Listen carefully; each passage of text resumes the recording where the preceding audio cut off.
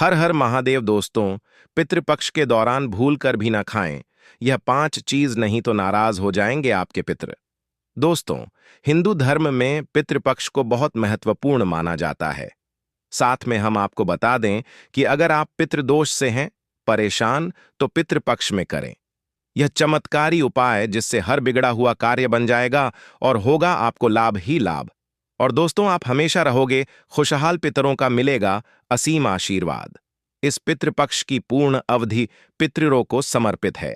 पितृपक्ष, जिसे श्राद्ध पक्ष या महालय पक्ष भी कहा जाता है, हिंदू पंचांग के अनुसार प्रत्येक वर्ष भाद्रपद मास की पूर्णिमा तिथि से प्रारंभ होकर आश्विन मास की अमावस्या तक चलता है और इसे पितरों का पिंडदान तथा श्राद्ध का सबसे महत्वपूर्ण समय माना गया है। वर्ष 2025 में पितृपक्ष का शुभारंभ रविवार 7 सितंबर 2025 को भाद्रपद शुक्ल पूर्णिमा से हो रहा है और इसका समापन रविवार 21 सितंबर 2025 को आश्विन कृष्ण अमावस्या, जिसे महालय अमावस्या या सर्वपितृ अमावस्या कहा जाता है, पर होगा। इस पूरे 16 दिनों की अवधि में लोग अपने दिवंगत पूर्वजों को जल अर्पण, तिलांजलि, पिंडदान और श्राद्ध भोजन अर्पित कर उनका आशीर्वाद प्राप्त करते हैं। मान्यता है कि इस कालखंड में पितरों की आत्माएं पृथ्वी पर अपने वंशजों के घर आती हैं और वे श्राद्ध के द्वारा अर्पित जल, अन्न तथा तर्पण से संतुष्ट होकर आशीर्वाद देती हैं। पितृपक्ष का प्रत्येक दिन किसी विशेष तिथि और नक्षत्र पर आधारित होता है, जिसमें उसी तिथि को देह त्याग करने वाले पितरों का श्राद्ध किया जाता है, और जिनकी तिथि जात न हो उनका श्राद्ध सर्वपितृ अमावस्या के दिन किया जाता है। शास्त्रों में कहा गया है कि पितरों को तर्पण और श्राद्ध से प्रसन्न करने पर परिवार में सुख, समृद्धि, संतान की उन्नति और स्वास्थ्य लाभ प्राप्त होता है। वहीं इन कर्मों की उपेक्षा करने पर पितृदोष उत्पन्न होकर जीवन में बाधाएं आ सकती हैं। इस प्रकार 2025 में पितृपक्ष 7 से 21 सितंबर तक चलेगा और इन दिनों में श्रद्धापूर्वक श्राद्ध, पिंडदान और दान करना विशेष फलदायी माना गया है। भारतवर्ष में वास्तु वॉइस चैनल के माध्यम से पहुंच रहे हैं, इसलिए आप इस वास्तु वॉइस चैनल को जरूर ही सब्सक्राइब करें और इस वीडियो को आप सभी ज्यादा से ज्यादा शेयर करें, जिससे कि आपसे आपके पुत्र भी इससे प्रसन्न होंगे और आपकी सभी मनोकामनाएं, इच्छाओं को वह पूरा करेंगे। पितृपक्ष के दौरान खानपान का विशेष ध्यान रखने की जरूरत है।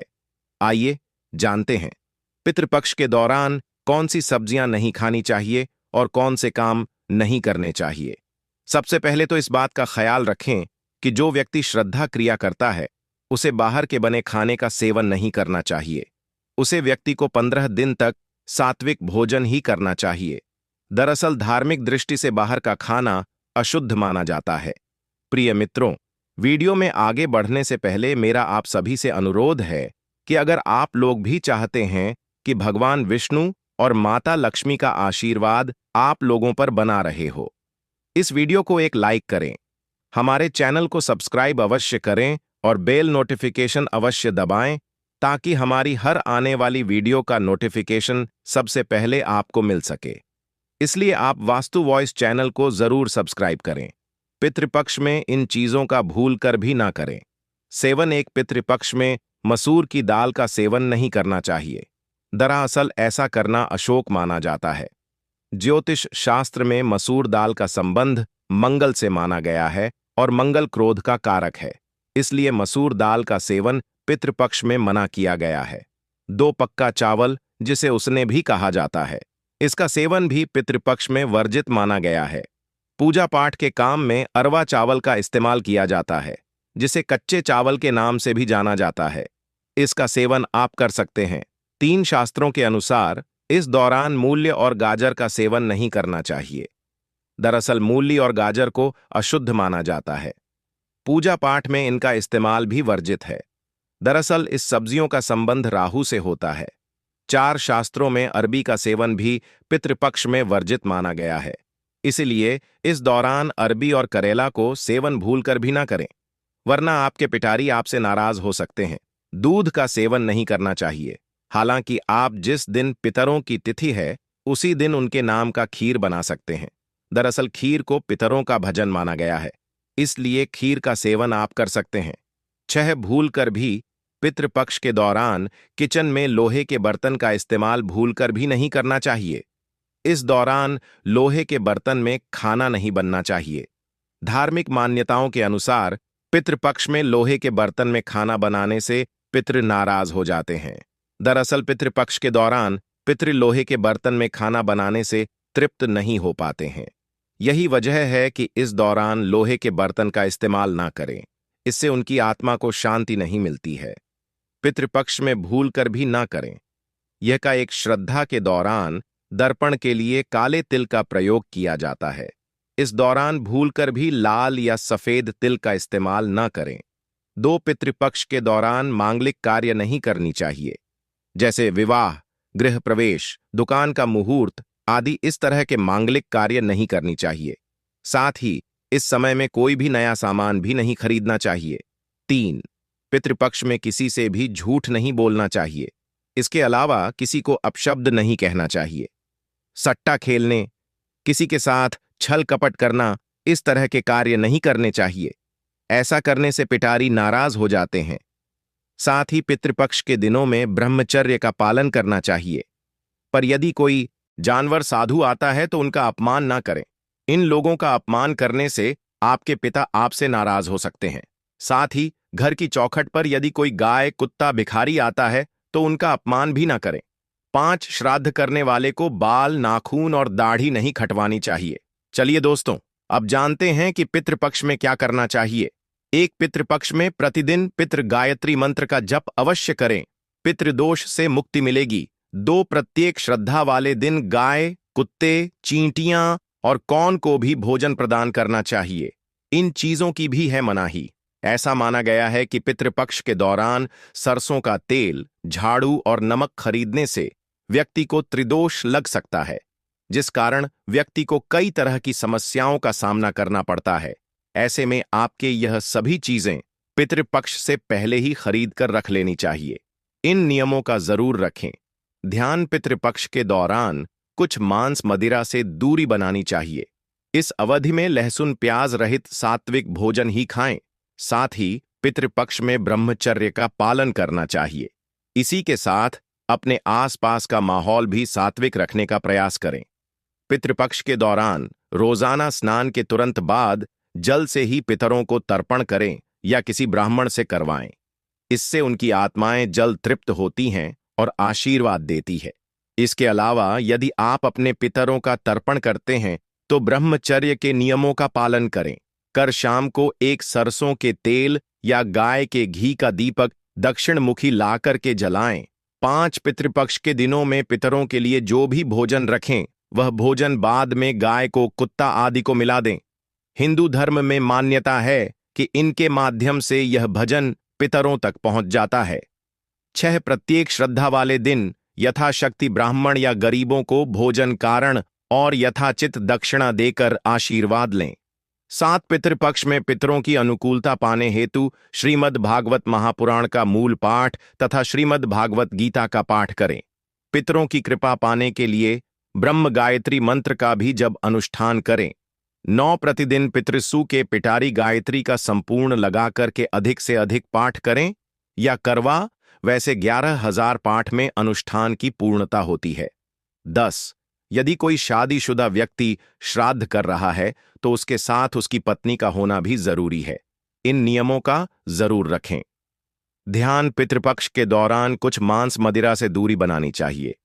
इस अवधि में लहसुन प्याज रहित सात्विक भोजन ही खाएं। साथ ही पितृपक्ष में ब्रह्मचर्य का पालन करना चाहिए। इसी के साथ अपने आसपास का माहौल भी सात्विक रखने का प्रयास करें। पितृदोष के उपाय, पितृदोष को समाप्त करने के लिए घर के दक्षिण दीवार पर अपने पूर्वजों की तस्वीर लगाएं और उनकी तस्वीर के सामने दिया धूप या अगरबत्ती जलाएं। विशेष रूप से ऐसा अगर आप श्राद्ध पक्ष के दौरान करते हैं तो आपको विशेष रूप से लाभ मिलेगा। इसके अलावा पितृपक्ष में रोजाना घर में शाम के समय दक्षिण दिशा में तेल का दीपक लगाएं। ऐसा रोजाना भी कर सकते हैं। इससे पितृदोष खत्म हो जाता है। पितृपक्ष शांति के लिए रोजाना दोपहर के समय पीपल के पेड़ियाज की पूजा करें। पितरों को प्रसन्न करने के लिए पीपल में गंगा जल में काले तिल, दूध, अक्षत और फूल अर्पित करें। पितृदोष शांति के लिए यह उपाय बहुत कारगर है। पितृदोष को समाप्त करने के लिए पितृपक्ष में भगवान शिव की रोजाना पूजा करें।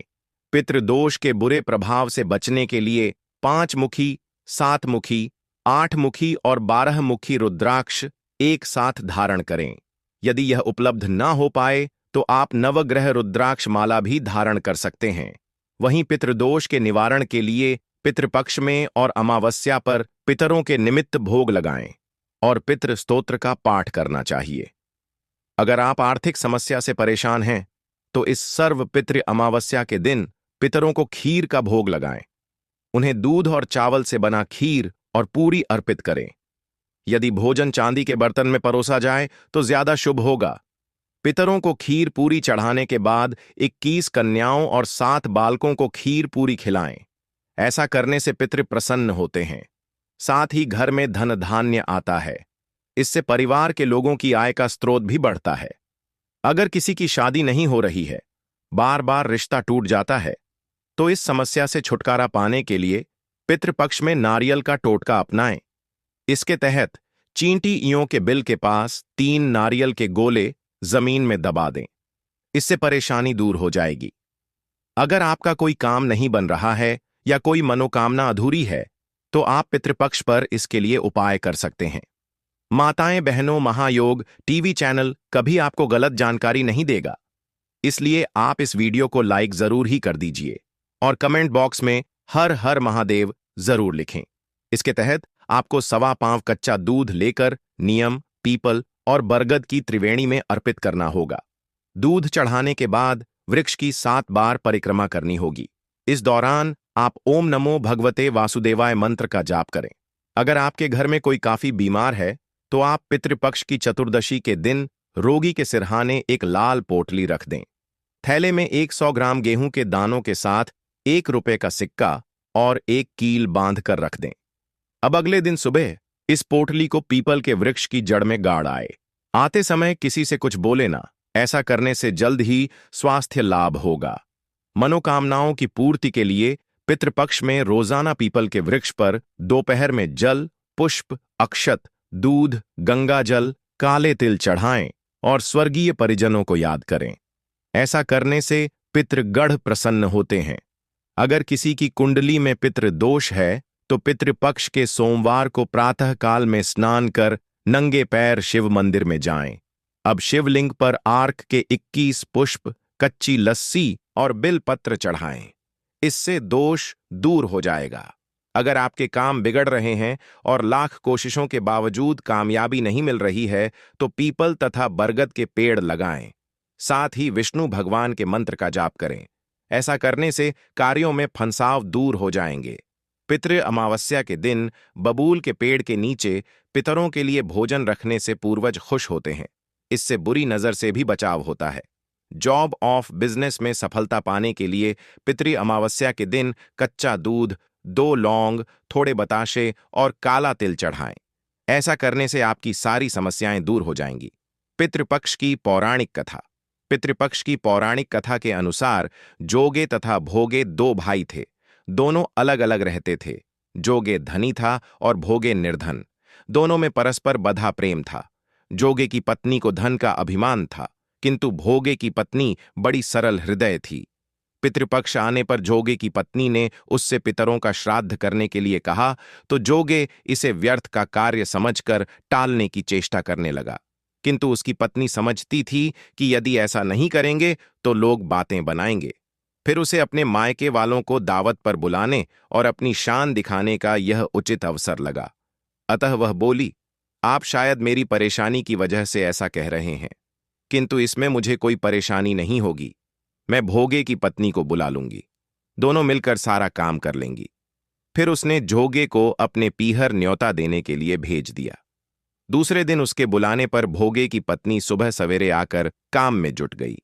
उसने रसोई तैयार की, अनेक पकवान बनाए, फिर सभी काम निपटाकर अपने घर आ गई।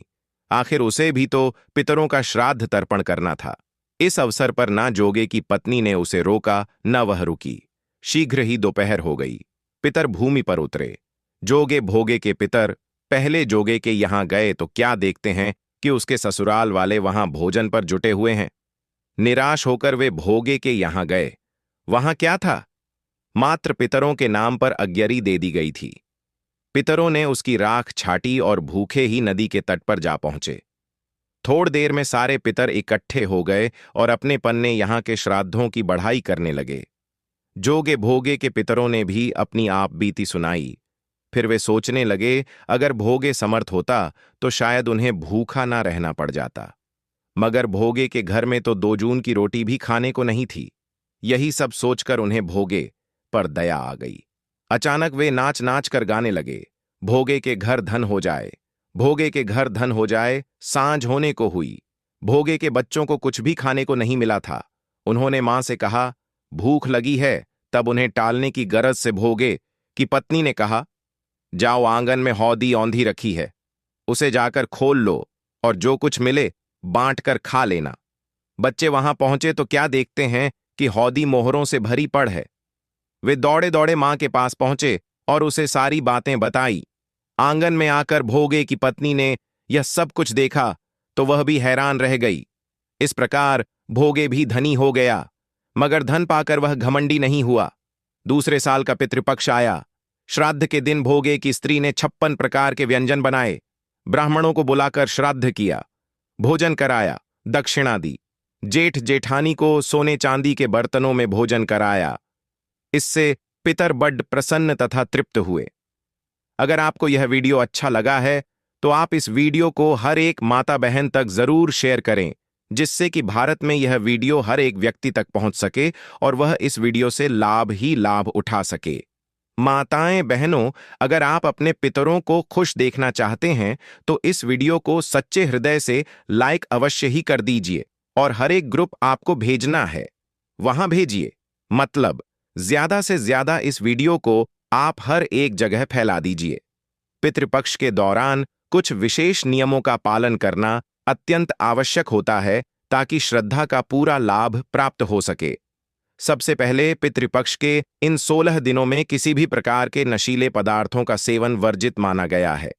माता एवं बहनों, हम भी इसी प्रकार से पूजा अर्चना करते हैं। इसलिए आप भी महायोग टीवी जिस तरह से आपको जानकारी बता रहा है, इस तरह से आप इन सभी चीजों का प्रयोग एवं उपाय करें, तभी आपको 100% लाभ होगा। साथ ही जो व्यक्ति श्राद्ध कर रहा हो उसे इस अवधि में ब्रह्मचर्य का पालन करना चाहिए।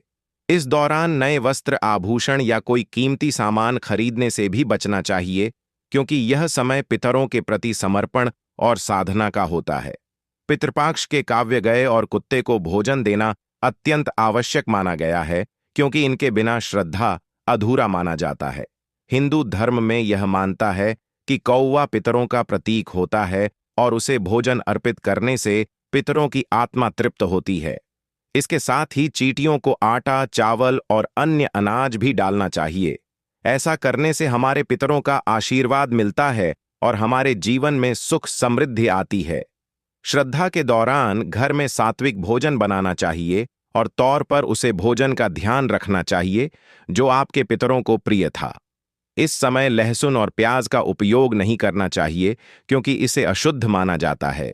मानता है कि जब हम पितरों का स्मरण करते हैं और उनके लिए भोजन बनाते हैं तो वह घर आते हैं और भोजन ग्रहण कर तृप्त होते हैं। तर्पण और पिंडदान के बाद पुरोहित और ब्राह्मणों को भोजन करना अत्यंत आवश्यक है। ब्राह्मणों को भोजन करने के बाद उन्हें दक्षिण वस्त्र, चावल, दाल, चीनी, नमक, मसाले, कच्ची सब्जियां, तेल और मौसमी फल दान में देना चाहिए। इसके बाद पितरों को धन्यवाद देना चाहिए और जाने अनजाने में हुई किसी भी गलती के लिए क्षमा मांगनी चाहिए। इसके बाद पूरे परिवार के साथ श्रद्धा और समर्पण के साथ भोजन ग्रहण करना चाहिए। अब बात करते हैं पितरों का दर्पण किस तिथि को करना चाहिए और किस प्रकार से किया जाना चाहिए। श्राद्ध करने का प्रमुख नियम यह है। महायोग टीवी चैनल आपसे हाथ जोड़कर निवेदन करता है कि वीडियो को सच्चे हृदय से लाइक जरूर कर दें कि दिवंगत परिजनों की मृत्यु की तिथि के अनुसार ही उनका श्राद्ध किया जाता है। यदि आपके किसी परिजन की मृत्यु प्रतिपदा तिथि को हुई है तो उनका श्राद्ध प्रतिपदा तिथि को ही करना चाहिए। जिन परिजनों की आकस्मिक मृत्यु या दुर्घटना में मृत्यु हुई हो, उनका तर्पण और श्रद्धा चतुर्दशी तिथि को किया जाता है। यदि किसी पिता की मृत्यु तिथि ज्ञात नहीं हो तो उनका श्राद्ध सर्वपी अमावस्या के दिन करना उचित माना गया है। सुहागन महिलाओं का श्राद्ध नव तिथि को किया जाता है, जबकि सन्यासियों का श्राद्ध द्वादशी तिथि को करना चाहिए। अब मैं आपको 2024 के पितृपक्ष की तिथियां के अनुसार श्राद्ध के सही समय की जानकारी देता हूं। देखिए, पितृपक्ष की शुरुआत 17 सितंबर 2024 मंगलवार को होगी। इस दिन भाद्रपद पूर्णिमा है तथा चतुर्दशी तिथि का श्राद्ध 30 सितंबर 2024 सोमवार को किया जाएगा।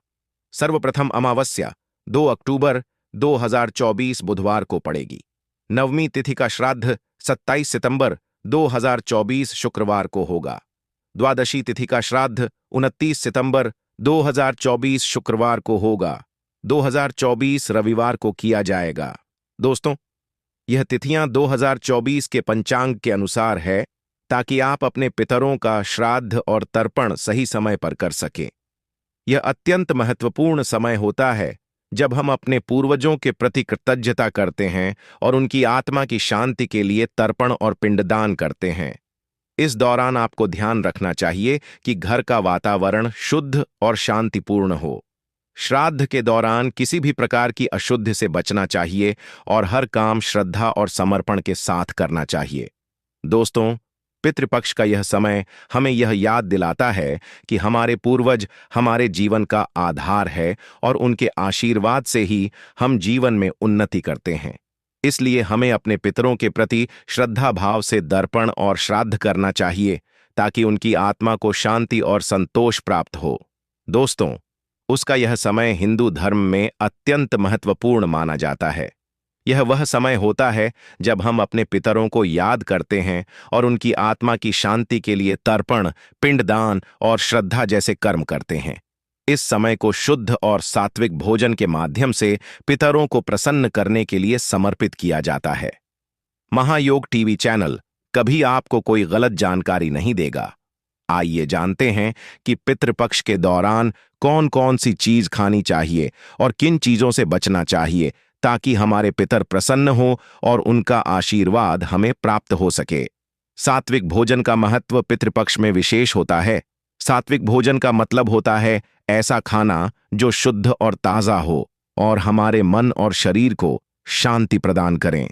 भजन पितरों की आत्मा को शांति और संतोष प्रदान करता है और उन्हें तृप्ति करता है। इस प्रकार के भजन में चावल, गेहूं की रोटी, बिना मसाले की सब्जियां, हरी सब्जियां और ताजे फल शामिल होते हैं। यह सभी चीज हमारे पितरों को प्रसन्न करती हैं और हमारे शरीर को भी शुद्ध और स्वस्थ बनाए रखती है। पितरों को अर्पित करने के लिए सफेद खाद्य पदार्थों का विशेष महत्व होता है, जैसे कि सफेद चावल, गाय का दूध और खीर। यह सभी खाद्य पदार्थ पवित्रता के प्रतीक माने जाते हैं और पितरों की आत्मा को शांति प्रदान करते हैं। खीर, जो कि गाय के दूध और चावल से बनाई जाती है, इसे पितरों का प्रिय भोजन माना जाता है। इसे अर्पित करने से पिता प्रसन्न होते हैं और उनका आशीर्वाद परिवार के सभी सदस्यों को प्राप्त होता है। सफेद चावल और तिल का भी विशेष महत्व होता है।